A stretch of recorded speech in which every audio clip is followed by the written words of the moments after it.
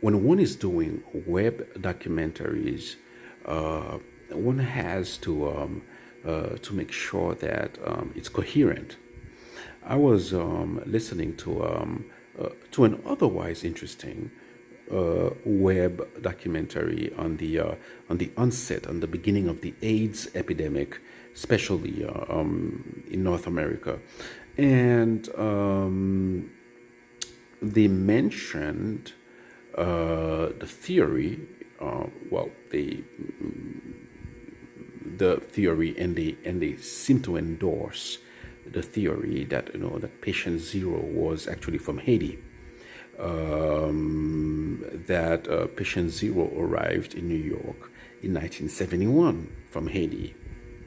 No, the story being that it's not that Haitians inherently have AIDS, which is ridiculous. It's just that the virus can be traced to Central Africa, and Haitians, some Haitian professionals went to Central Africa, went to work in Central Africa in the 60s, and the story is that they came back to Haiti, and they brought the virus to Haiti, and from Haiti, one person arrived in New York with the virus. All right. So they say that this is a well that person is patient zero, because people thought that for a long time people said that Gaetan Dugas was a patient zero, and Gaetan Dugas died in '83, or so there were cases of AIDS before '83, of people who died before '83, so presumably they were infected before Gaetan Dugas.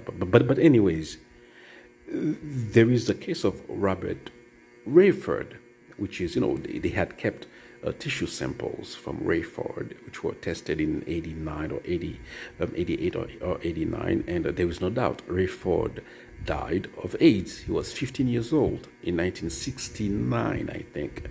Around 69, 68. Sometimes they give different dates, but anyways, Rayford, if he died in 68, 69, means that he was infected in the early 60s. So patient zero from Haiti, you cannot have it both ways.